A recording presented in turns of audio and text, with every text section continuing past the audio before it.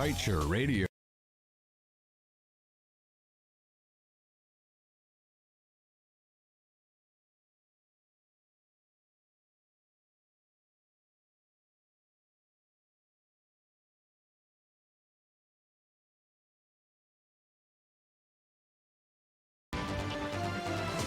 Good evening and welcome to this evening's newscast. Kevin Smith here. Before we get to this evening's news in detail, let's get to the front page comment brought to you by Kaieteur News. What did the Guyanese people get from Pompeo's visit? Mr. Pompeo came and got all what he wanted. What did the Guyanese people get? What did we as citizens get? Let's make this personal. What did you as Guyanese get from this visit? Absolutely nothing. The U.S. Secretary of State came and left with his maritime agreement. He left some money, but that was directed at the Venezuelan refugees. Once again, Guyanese got nothing and are left empty-handed. Here we are, caught in the middle between Exxon and Venezuela, and we have nothing to show for it.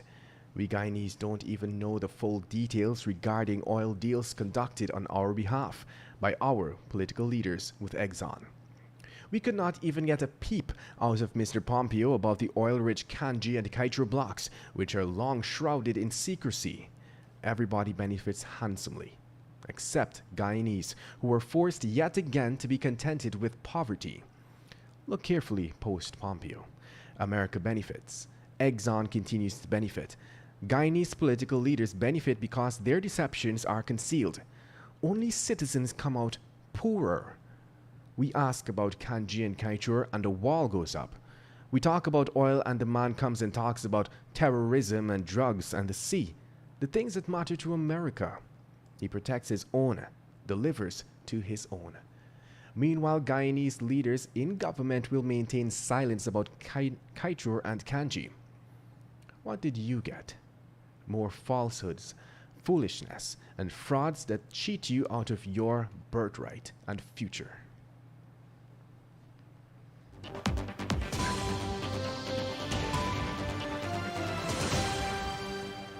And now we continue with the news in detail.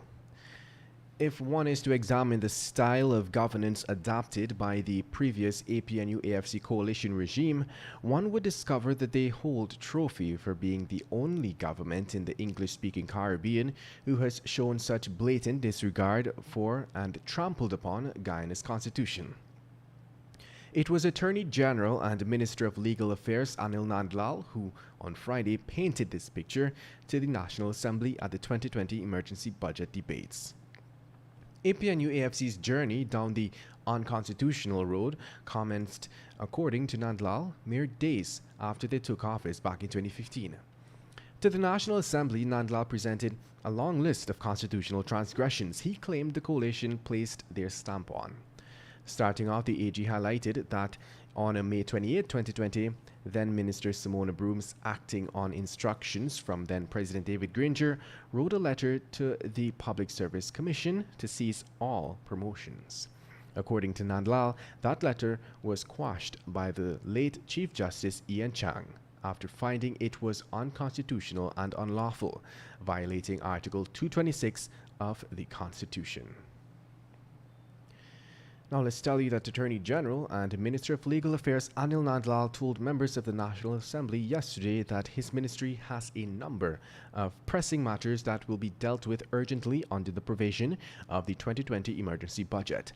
Among these matters, the AG said is the work to bring out constitutional reform. During his presentation, he asserted that work will begin shortly right here in this House, utilizing a standing committee on constitutional reform as the launching pad to execute the government's agenda on constitutional reform. The AG emphasized, however, that the process of achieving constitutional reform will be driven by a very board-based vehicle comprising of government, the opposition on the one hand and civil society on the other hand, in an equal partnership, and will embrace nationwide consultation.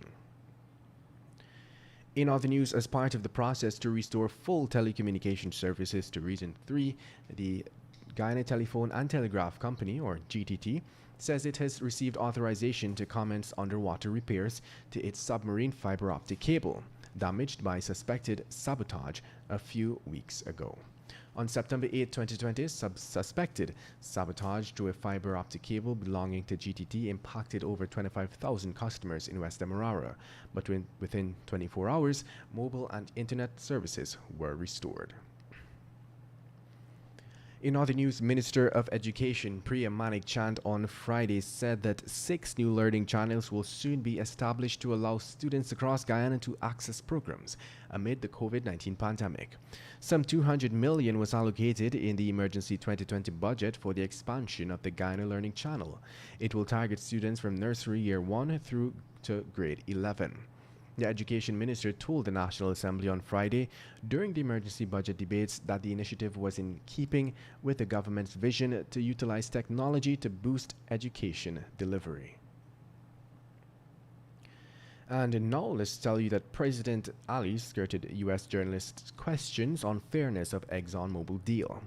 When correspondent Sean Tandon asked President Irfan Ali whether the deal is fair, the head of state sidestepped the question and proceeded to tell the Agence France Presse journalist about other plans his administration has for the oil sector.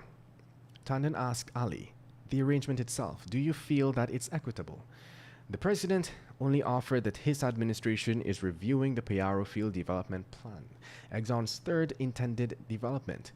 Despite lambasting the former David Granger administration for the poor terms in the Stabroek Block Agreement on several occasions, the PPPC, now in government, refuses to renegotiate the deal.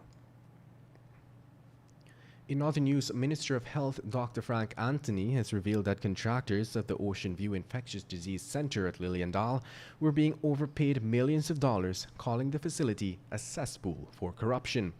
Anthony stated that 8 contractors were hired on June 16, 2020, to do works on the facility, and on that very day, certification and valuation for work were done for each contractor. This valuation assessed 67% and 90% of the work completed among contractors. The minister emphasized that payments were hurriedly made to them, and it was discovered that the contractors received their payments even days before the accounting officers signed and certified their vouchers, something that is very questionable. In other news, a family of 3 was last night attacked at their residence in the village of Non-Parel on the east coast of Demerara. It is understood that Monish Bachan received the most injuries with brutal chop wounds about his body. A relative last night said that the invaders were reportedly shouting at him, demanding money while he begged for his life. They also reportedly dealt his wife, Christina Bachan, several blows to her head and stabbed their 14-year-old son in the chest. The attack was carried out by 3 men, but there was no word yet on the motive or their identities, with police tight-lipped last night on the details of the incident. And now let's tell you, following his engagement with U.S. Secretary of State Mike Pompeo, President Irfan Ali announced yesterday that the USA and Guyana will be deepening bilateral relations in the energy sector. Expounding further, the head of state said that the framework agreement towards this end was signed between the U.S. government and the government of Guyana to strengthen energy and infrastructure finance and market building cooperation in the context of the Growth in the Americas initiative.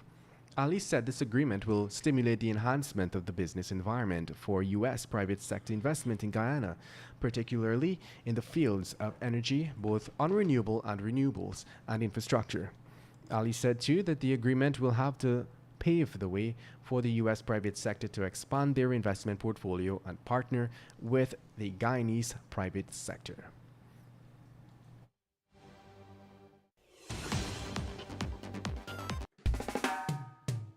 And that's the news of the moment. Remember to get the full details of these stories, pick up a copy of the Kaieteur News.